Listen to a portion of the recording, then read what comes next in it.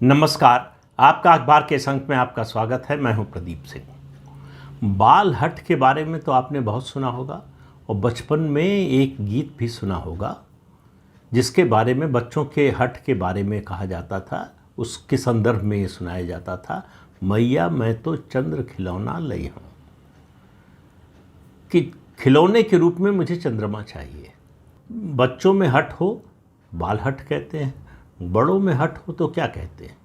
मेरी नज़र में तो उसको अहंकार कहते हैं, उसको गलतफहमी कहते हैं, उसको मुगालता कहते हैं, अपनी शक्ति को ज़रूरत से ज़्यादा आंकने की कोशिश कहते हैं। अमेरिका दुनिया का सबसे ताकतवर देश है, इसमें कहीं कोई डिस्प्यूट नहीं है, कोई शंका नहीं है, कोई विवाद नहीं है, कोई इस पर जो है संदेह नहीं करता। तो जाहिर है कि अमेरिका का जो राष्ट्रपति होगा, राष्ट्रपति शासन है, वो दुनिया का सबसे ताकतवर व्यक्ति होगा। यहाँ तक तो जो है मामला सब सेटल्ड है, कोई इस पर विवाद नहीं करता, प्रश्न नहीं उठाता।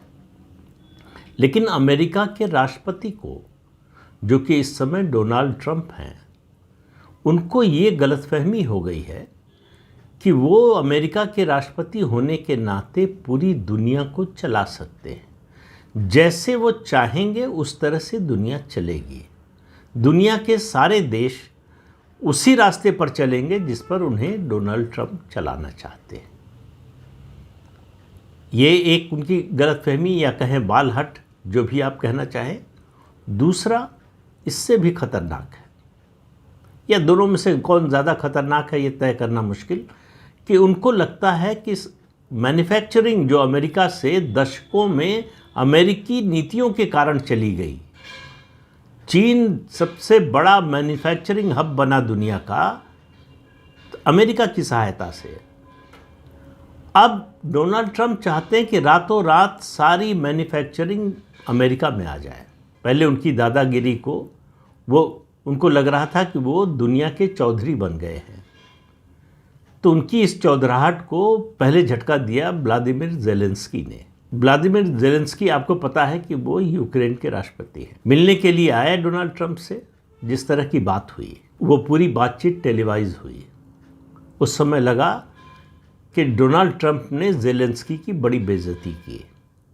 लेकिन सवाल ये है कि दोनों के कद का अंतर देखिए, दोनों देशों के कद का अंतर देखिए। एक छोटे से देश जो 3.5 साल से रूस जैसे बड़ी महाशक्ति के खिलाफ लड़ाई लड़ रहा हो, उसका राष्ट्रपति आकर अमेरिका के राष्ट्रपति के सामने इस तरह से तुर्की बतुर्की बोल रहा हो, इसके लिए बड़ी हिम्मत, बड़ा साहस चाहिए।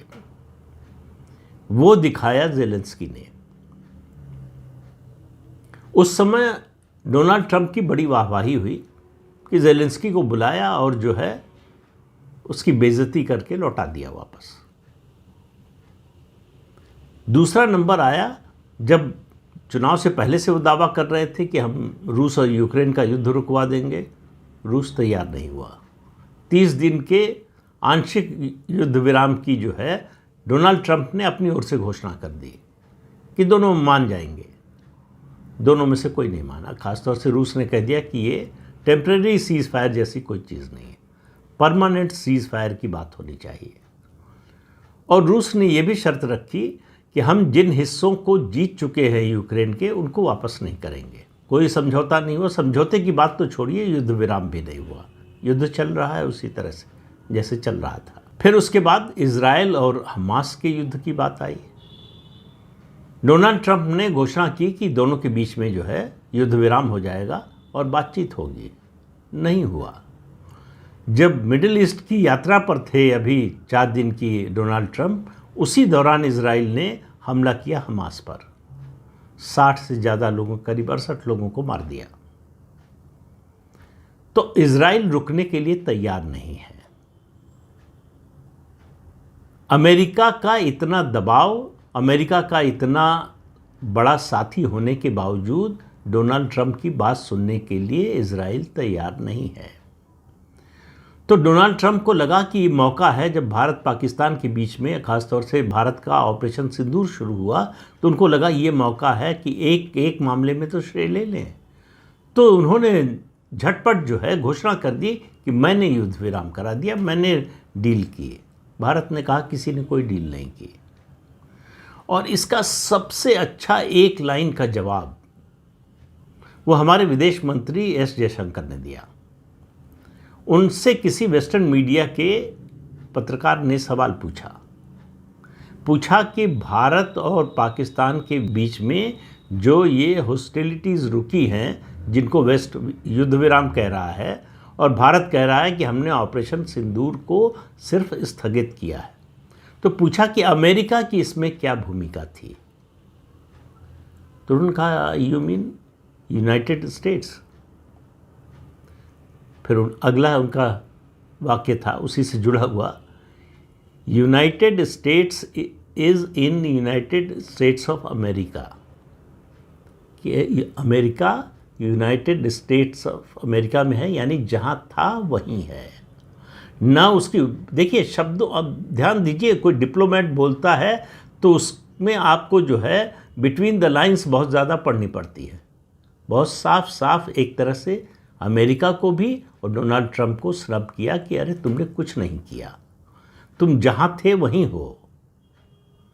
और भारत का ये स्टैंड विदेश मंत्रालय का भी, प्रधानमंत्री का भी, विदेश मंत्री का भी और हमारी सरकार का भी, ये जो फैसला हुआ है इसमें किसी तीसरे पक्ष की कोई भूमिका नहीं थी। तो डोनाल्ड ट्रंप को 2 दिन बाद ही अपना बयान जो है वो संशोधित करना पड़ा। अब उनको लगा वापस लेना तो बेइज्जती हो जाएगी ज़्यादा, तो उन्होंने संशोधित किया, ये सोचे बिना कि इससे भी बेइज्जती हो रही है। उन्होंने कहा कि नहीं, मैंने डील नहीं कराई, मैंने मदद की। मदद किसी ने मांगी ही नहीं है। पाकिस्तान ने मांगी हो तो मांगी हो, भारत ने तो मांगी नहीं। तो डोनाल्ड ट्रंप और अमेरिका की इसमें कोई भूमिका नहीं थी।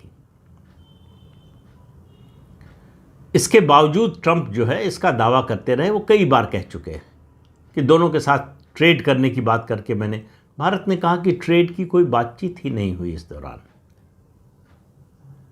ठीक है, भारत अमेरिका के बीच में ट्रेड टॉक्स चल रही हैं, लेकिन वो एक अलग मसला है।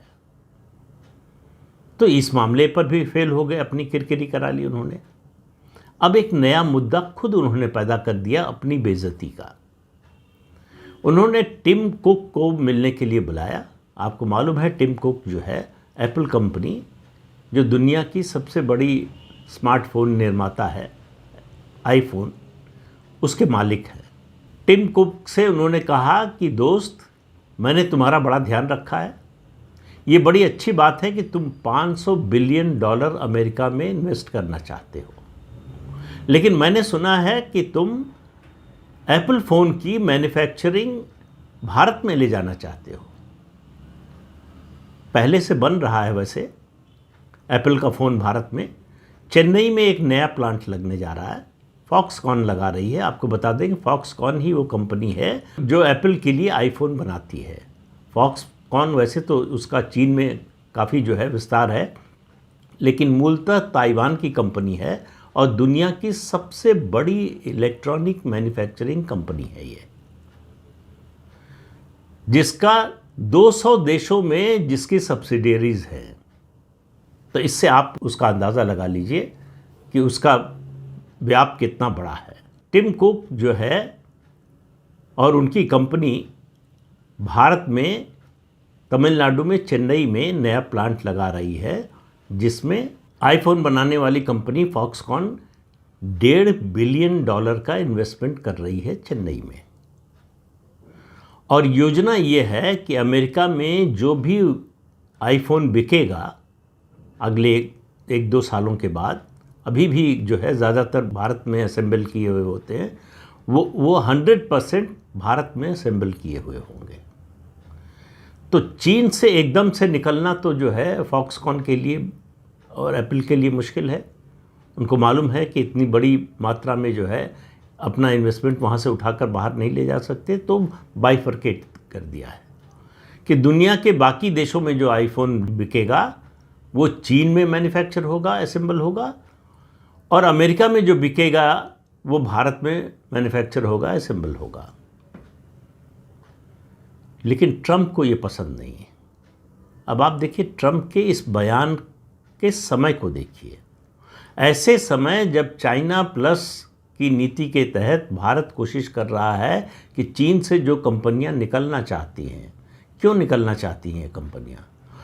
ये कंपनियां डाइवर्सिफाई करना चाहती हैं। उनके सामने दो उदाहरण हैं। एक, कोरोना के दौरान जिस तरह से ग्लोबल सप्लाई चेन जो है वो प्रभावित हुई, चीन से ही शुरू हुआ कोरोना, तो उसकी वजह से उनको जो नुकसान हुआ, जो मुश्किल हुई, पूरी दुनिया को हुई। और दूसरा, चीन और अमेरिका के बीच में जो टैरिफ वॉर चल रहा है, उनको लग रहा है उसका भी नुकसान होगा, तो वो किसी एक जगह पर अपनी सारी मैन्युफैक्चरिंग रखने के बजाय दुनिया के अलग अलग देशों में रखना चाहते हैं। तो भारत बहुत सारी कंपनियों के लिए एक अच्छा डेस्टिनेशन है। डोनाल्ड ट्रंप का ये बयान एक तरह से बाकी कंपनियों को संदेश है कि भारत मत जाओ, लेकिन टिम कुक ने मना कर दिया, अमेरिका के राष्ट्रपति को मना कर दिया और भारत के लिए मना कर दिया कि भारत में तो हम निवेश करेंगे। असल में एप्पल के सामने जो चुनौती है वो अपने शेयर होल्डर्स और जो एनालिस्ट हैं उसकी कंपनी की, जो एनालिसिस करते रहते हैं उसके मैनेजमेंट की स्टाइल की, मैनेजमेंट फंक्शनिंग की और दूसरी चीज़ों की, उनकी राय की ज़्यादा चिंता है। एप्पल के पास $300 बिलियन का कैश रिजर्व है, तो उसको कैसे डिप्लॉय किया जाए, कहाँ डिप्लॉय किया जाए, ये उसके सामने चुनौती है। दूसरी बात ये है कि बिजनेसमैन जो होता है, कोई भी कंपनी है, वो बाज़ार देखती है, अपना मुनाफा और घाटा देखती है। ठीक है, जियोपॉलिटिकल बातों को भी ध्यान में रखती है। अब मान लीजिए कि ट्रंप की बात मानकर एप्पल मैन्युफैक्चरिंग की अपनी यूनिट ले जाए या खोले, नई यूनिट खोले अमेरिका में, तो उसकी कॉस्ट एडवांटेज जो है सब चली जाएगी। वो चीन से क्यों निकल रही है ये हमने बताया। उसके अलावा भी एक पक्ष है कि चीन में वेजेस बढ़ रहे हैं, जो स्किल्ड लेबर हैं उनका वेतन, उनका जो है मेहनताना बढ़ता जा रहा है। तो चीन में जो बहुत बड़ी कॉस्ट एडवांटेज थी सस्ते लेबर की, वो धीरे धीरे कम होती जा रही है। भारत में अभी वो एडवांटेज है। भारत में वेजेस उस लेवल पर नहीं पहुंचे हैं जहां चीन में पहुंच गए हैं। तो आज अगर भारत में आईफोन बनाकर एप्पल कंपनी अमेरिका में बेचती है, तो अमेरिका में उसकी कीमत होगी $1000। अगर यही निर्माण वो अमेरिका में करने लगे तो एक एप्पल फ़ोन की कीमत होगी $3500 अमेरिकी डॉलर। कौन अमेरिकी चाहेगा नागरिक कि 1000 का फ़ोन जो उसे मिल सकता है उसको 3500 में खरीदे? और कंपनी, मान लीजिए अगर कंपनी 1000 में ही दे तो 2500 पर फ़ोन का घाटा उठाए, क्यों उठाएगी? तो इसमें कोई बिजनेस सेंस नहीं बनता। इसलिए और आश्चर्य होता है कि डोनाल्ड ट्रंप खुद बिजनेसमैन हैं, उनको समझ में आता है कि बिजनेस क्या होता है और बिजनेस कैसे काम करता है। इसके बावजूद उन्होंने इस तरह का काम किया। तो अभी जो स्थिति है उसमें एप्पल जो है 80% आईफोन चीन में असेंबल करता है। इसको वो डाइवर्सिफाई करना चाहता है। वो चाहता है कि कम से कम 25% आईफोन की मैन्युफैक्चरिंग या असेंबलिंग जो है वो भारत में हो। अब ये बात 14 मई को डोनाल्ड ट्रंप ने टिम कुक से कही कि भारत में इन्वेस्टमेंट मत करो, मना कर दिया और घोषणा कर दी कि हम जो चेन्नई में जो यूनिट लगाने की घोषणा की थी उस पर आगे बढ़ रहे हैं। तो ट्रंप ने दूसरा हथियार अपनाया कि अगर अमेरिका के बाहर से बनकर आईफोन आएगा, अमेरिका में बिकेगा, तो उस पर हम 25% टैरिफ लगाएंगे। लेकिन इसका भी असर अभी तक तो कम से कम टिम कुक या फॉक्सकॉन पे नहीं हुआ है। तो देखिए, डोनाल्ड ट्रंप की स्थिति ये हो रही है कि चौधरी बनने के चक्कर में वो अपनी फजीहत कराते जा रहे हैं। मैंने शुरू में बताया कि इन देशों ने क्या क्या किया उनके साथ। अब ये एप्पल कंपनी ने, टिम कुक ने जो किया है, उसके अलावा हार्वर्ड में विदेशी छात्रों के प्रवेश पर रोक लगाने के उनके आदेश को, जो प्रेसिडेंशियल ऑर्डर था, उस पर वहाँ के कोर्ट ने रोक लगा दी है। और कई मामले जैसे इलीगल इमिग्रेंट्स का मामला है, उस पर कोर्ट की रोक लगी हुई है। तो डोनाल्ड ट्रंप घोषणाएं बहुत कर रहे हैं, कर कुछ नहीं पा रहे हैं। अभी तक वो ये दावा नहीं कर सकते कि उनका एक बहुत बड़ा कोई कदम जो उन्होंने घोषणा की हो और उसको लागू कर लिया हो या जिस पर आगे बढ़ रहे हो। अभी उनका सारा जो प्रशासन चल रहा है वो धमकियों पर चल रहा है, टैरिफ वॉर पर। 25%, 50%, 75%, 100%, 140% चीन पर घोषणा की थी, नीचे आना पड़ा। जिन जिन देशों के बारे में टैरिफ बढ़ाने की घोषणा की थी उन सब मामलों में नीचे आए हैं। तो एक ये माना जा रहा था कि उनकी स्ट्रेटजी है कि इसके ज़रिए बातचीत की टेबल पर आएँ, नेगोशिएशन हो दूसरे देशों के साथ। वहाँ तक तो ठीक है, लेकिन नेगोशिएशन जो है कोई भी दो देशों के बीच में वो एक रीजनेबल टर्म्स पे होता है जिसमें दोनों का फ़ायदा हो। ट्रंप केवल अपनी चलाना चाहते हैं। तो उनका चंद्र खिलौना ये है कि अमेरिका में दुनिया भर की मैन्युफैक्चरिंग आ जाए। सवाल है कैसे आ जाएगा। मैन्युफैक्चरिंग यूनिट जैसे सबसे ज़्यादा उनकी कोशिश जो है वो ऑटोमोबाइल क्षेत्र में है। तो ऑटोमोबाइल की कोई कंपनी अगर आज चाहे अमेरिका में मैन्युफैक्चरिंग शुरू करना तो उसको 4 से 5 साल लगेंगे, तब तक तो ट्रंप होंगे नहीं। दूसरी बात मार्केट की है, तीसरी बात कॉस्ट की है। कंपनी कोई भी इन्वेस्टमेंट करने जाएगी तो ये सब बातें सोचेगी। तो ट्रंप की ये जो फजीहत हो रही है वो उनकी अदूरदर्शिता और अव्यवहारिकता से हो रही है कि वो जो घोषणाएं कर रहे हैं वो किसी भी दृष्टि से व्यवहारिक नहीं है। यानी वो उनको या तो जो ग्राउंड रियलिटी है उसका पता नहीं है या उसको स्वीकार करने को तैयार नहीं है। तो चौधरी बनना आसान नहीं होता है। चौधरी बनने के लिए सेक्रीफाइस भी करना पड़ता है, समझौता भी करना पड़ता है, कुछ ग्राउंड कंसीड भी करना पड़ता है। ऐसा नहीं हो सकता कि आप सारी बातें, सारी शर्तें अपनी मनवाएं और आप दुनिया के चौधरी बन जाएं। ये दुनिया के इतिहास में कभी हुआ नहीं है। ये बड़े से बड़े डिक्टेटर भी नहीं करवा पाए। अमेरिका में तो डेमोक्रेसी है। इसलिए आने वाले दिनों में ट्रंप जितना इस तरह की बातें बोलेंगे उतनी ज़्यादा उनकी फजीहत होने वाली है। उन्होंने अपने सबसे अच्छे दोस्तों में से एक भारत से संबंध बिगाड़ लिए, पाकिस्तान और भारत को बराबर रखकर, पाकिस्तान के आतंकवाद का समर्थन करके। अब उस तरह का रिश्ता भारत और अमेरिका के बीच में बनना बड़ा मुश्किल है। ये ठीक बात है कि दोनों को एक दूसरे की ज़रूरत है, लेकिन आज की जो जियोपॉलिटिक्स है उसमें अमेरिका को भारत की ज़्यादा ज़रूरत है। अमेरिका को चुनौती भारत से नहीं चीन से मिल रही है, और चीन से मिल रही चुनौती को सीमित करने के लिए, उसका प्रभाव कम करने के लिए अमेरिका को भारत की ज़रूरत है। लेकिन इस बात को डोनाल्ड ट्रंप समझने को तैयार नहीं है। उनको लगता है कि हम डराएंगे, हम कहेंगे और सब मान जाएंगे। वो भूल गए कि ये भारत जो है 2014 से पहले वाला भारत नहीं है। ये नरेंद्र मोदी का भारत है। ये अपनी टर्म्स पर सब कुछ करता है, चाहे वो पाकिस्तान का मामला हो, चाहे चीन का मामला हो, चाहे अमेरिका का ही मामला क्यों ना हो। भारत अपने नेशनल इंटरेस्ट को आगे रखकर बात करता है, संधि करता है, समझौता करता है, बातचीत करता है। वो समय चला गया कि कोई गीदड़ भभकी अमेरिका देगा और भारत दबाव में आकर मान लेगा उसे। भारत ने बता दिया है अभी 3 दिन के युद्ध में कि उसकी ताकत क्या है। तो इसलिए आने वाले समय में अगर ट्रंप ने अपना रवैया बदला नहीं तो उनकी मुश्किलें और बढ़ने वाली हैं।